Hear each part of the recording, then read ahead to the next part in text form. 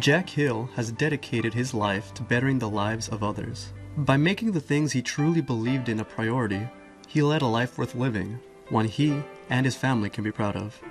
This is evident through his involvement in various organizations over the course of his life, donating his time and efforts to many great causes and leaving a lasting impression on the community of San Bernardino. To him, God, family, education, and community were of the utmost importance. Jack continually sought to raise his family to believe in these as well, and he did it the best way he knew how, by example. How would you describe Jack Hill?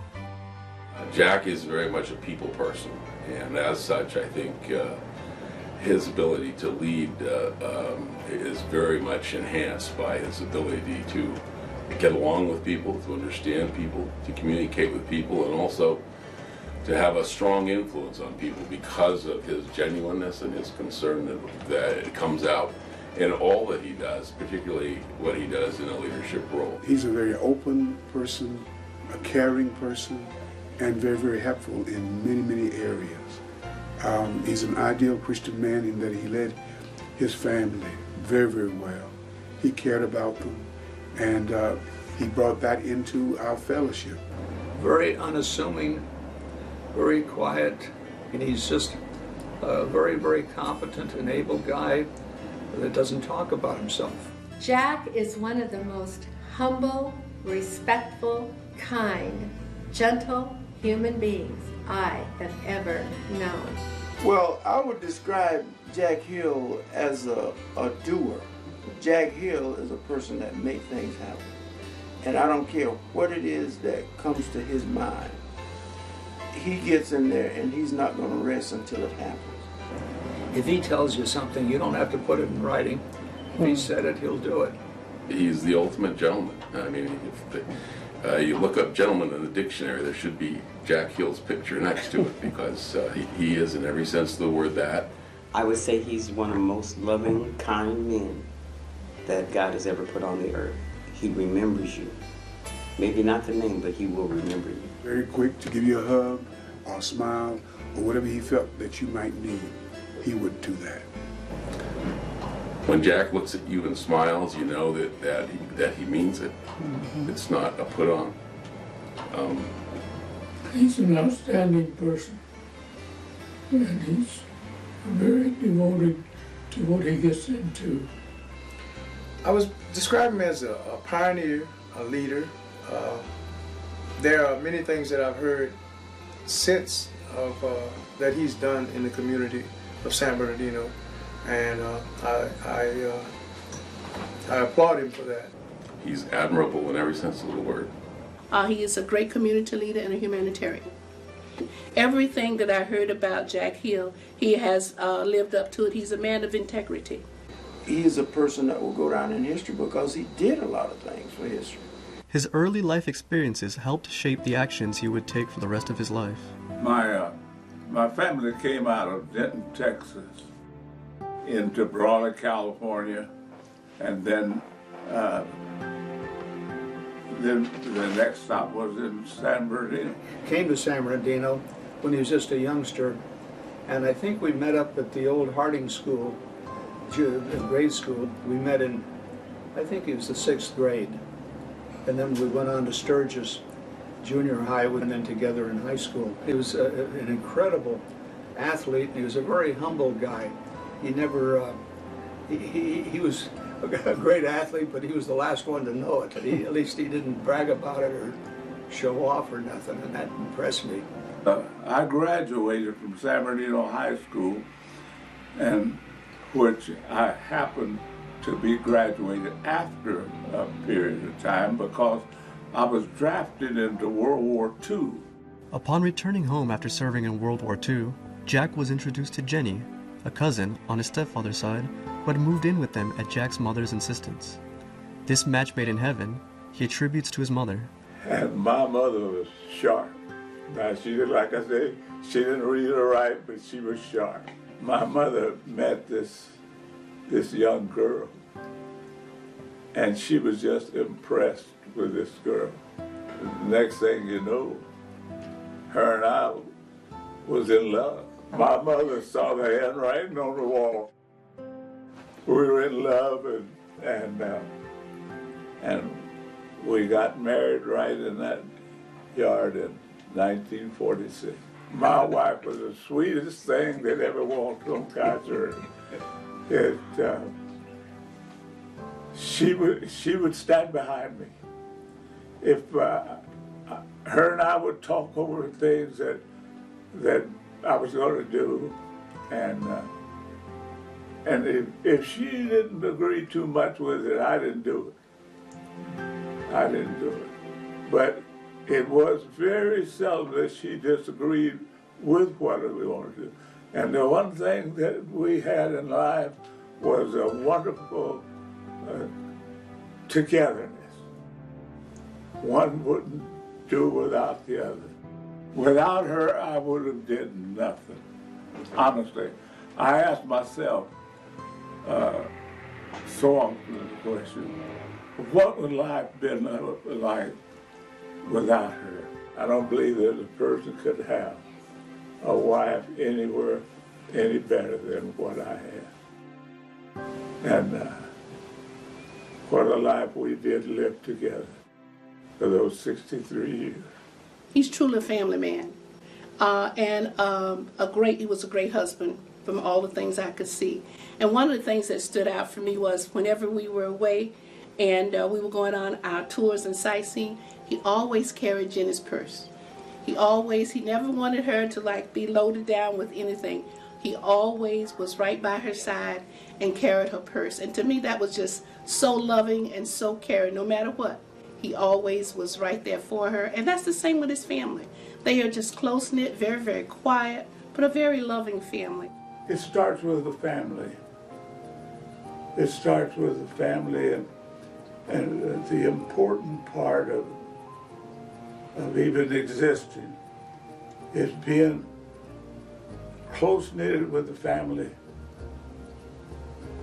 being concerned about others.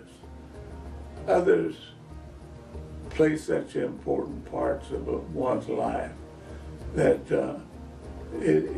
when it comes to the children, you got to think of the mother and the father and what they do and have done and try to do to instill the importance of being so concerned about other people, the love for people.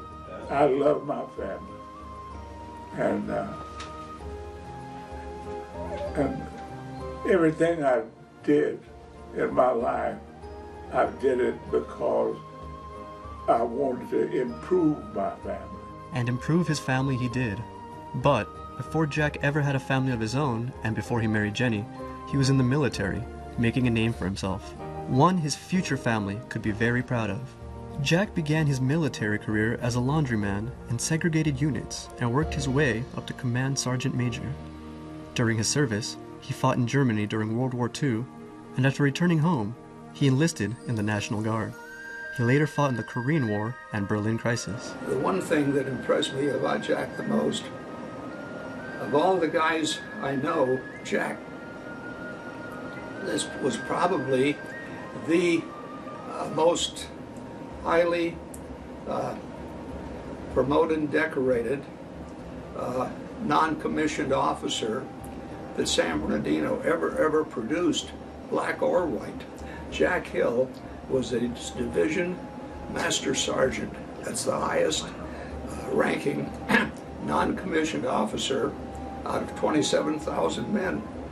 There's no other appointment like that San Bernardino ever had. And it tells you something, because when somebody gets promoted like that, he's obviously doing the right thing, and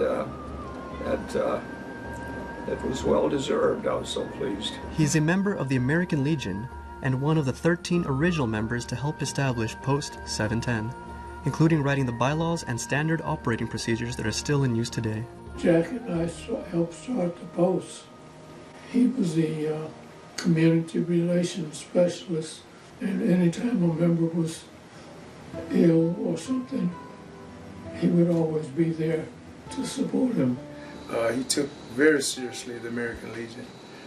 and the camaraderie among the fellow soldiers, you know, that come out the military, and that impressed me a lot, you know, and that made me feel welcome. You know, he helped with the buying of the property, and you know, and saw the vision that we could be there and make an American Legion post out of it, and that's been over 40 years ago. Knowing who he was and the stories that I heard about him and the things that he did, it helped me focus on Post 710 to be a beacon and a guiding force today. Jack served for 35 years, retiring in 1978, after which it was time for the next endeavor, Mr. Hill's Catering Company. When he was younger, Jack had attended San Bernardino Valley College, where he had taken a few culinary classes, which afforded him enough experience to work part-time in a local restaurant. I had learned some stuff about catering, and I went to work for a person that had the cocky cactus in town years ago on the corner of Mount Vernon and 5th Street, and that's where I got really introduced to it. One day, a friend in need would come knocking, and Jack, ever the faithful friend, stepped up to the plate. I had a very good friend that I went to school with, an attorney in San Bernardino named Phil Castle. And he said, "Jack, you gotta help me. You gotta help me." I said, "I know nothing hardly about it at all." He said, "But you worked with the cocky cactus, and you know the food, you know how they do things." And so I said, "Well, if you think I can help you, I'm going to help you." So I did. I helped him with his son with his first bar mitzvah. And I did all the planning for it and all of that. And so after the bar mitzvah, different ones began to call Phil Castle to want to know who was the caterer. And so it began. Jack and Mrs. Castle teamed up and were an unstoppable duo, providing top-notch catering services to the San Bernardino area for years to come. He's an incredible cook. He's more than a cook, he's a chef. And if you had a real important meeting and you wanted to serve 100 people and you only had 3 hours to get it together, Jack could do it. I mean, he could just accomplish miracles. Now a business owner, Jack joined the San Bernardino Area Chamber of Commerce, where he would do work that continued to make his family proud. I first met Jack some 45 years ago. I was in awe of this distinguished-looking black gentleman who was working with Barbara Castle. They were making this lovely breakfast of quiche and gigantic strawberries in champagne for us. I told him how wonderful everything was when I left, and he was gracious. However, I am sure he had no clue or ever remembered who I was. It wasn't until about 20 years ago that our paths crossed again, when he just became a member of our Chamber of Commerce board. It was the main reason I became a member of the Chamber of Commerce was because of my business. Yeah. Jack had served as several leadership positions, and I felt eventually it was time for him to be the chairman of our board. And it happened. And Jack served with a calmness only he could over the board that had not taken place in a couple of years, and with respect to others, and most importantly, a smile. Always with a smile. In 2003, Jack was voted in as the first black president of the Chamber of Commerce, and though he is no longer president, Jack still plays an active role on the board. However, by being part owner of Mr. Hill's Catering Company, it has allowed Jack to achieve still more. He was afforded the luxury of acting on one of his true passions, that of giving back. I did things for people that and organizations that played a part in my life. Well, I have worked closely with Mr. Hill for the past 12 years. I was the chairperson of our annual homecoming picnic. I went to Mr. Hill and Jenny, and he sat down and he explained to me what I needed to do, how to get the job done. I could not have done it without him. He is professional all the way around, and I just appreciate all the things that he's done so very, very much to make our picnic a success. My first association with Jack Hill was about 5 years ago. I met him when I joined New Hope Missionary Baptist Church. I joined the picnic committee at New Hope. Somehow or another I got on the meat committee to cook all the meat, and Mr. Hill has a part of his garage turned into a walk-in cooler, and with all the meat that we had to cook for the New Hope picnic, we had to have somewhere to store it, and that's where we stored it, was in his cooler. And I got to know Mr. Hill because he came out every day and talked to us while we were cooking. New Hope is so grateful to him for that, because can you imagine 700 pounds of ribs, 500 pounds of chicken? If we didn't have his facility to use, it would cost New Hope a humongous amount of money.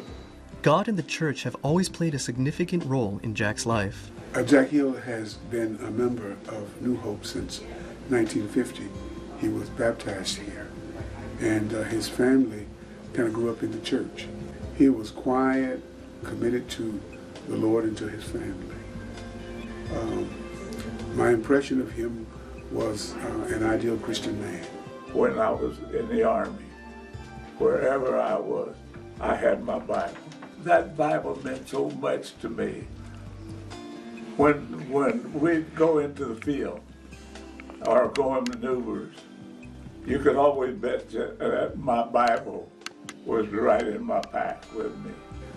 He has made worship a priority in his life, and doing things that would be apropos and in line with what the Bible says a Christian is.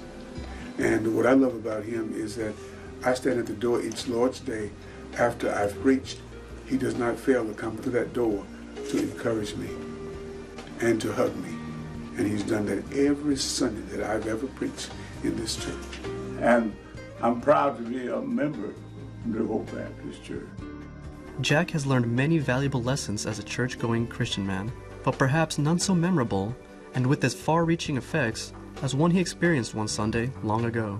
I was a poor reader in Sunday school, and what the Sunday school teacher would do would have us to, they would give us verses to read, and I would make sure that I was sitting far enough away that I had the opportunity to ask people to help me with certain words, and when by the time they would get to me, I would be all set. Well, someone got up and walked out, and that threw me all off. And when they got to me, I stumbled so, and I couldn't do it. And the Sunday school teacher told me, she says, if I couldn't read any better than that, I'd stay home. And I really think it helped me instead of harm me. Because by the time I got to high school, I took up public speaking. And I let nothing get in my way when it came to when I'd have to get up and speak in a class or speak anywhere. And I think that played an important part of my life because it took away the fear. If I couldn't do it, I worked until I could do it. That determination was a quality of Jack's that many people respected.